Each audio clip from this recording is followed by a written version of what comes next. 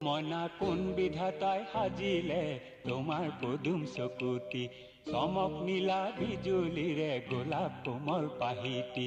এই চমকৰ ভমক লাগি দহি মৰে মন্ত্ৰী মইনা কোন বিধাতাই সাজিলে তোমাৰ পদুম চকুতি চমক নীলা বিজুলীৰে গোলাপ কোমল পাহিতি এই চমকৰ ভমক লাগি দহি মৰে মন্ত্ৰী মইনা কোন বিধাতাই সাজিলে তোমাৰ পদুম চকুতি মইনা কোন বিধাতাই সাজিলে তোমাৰ পদুম চকুতি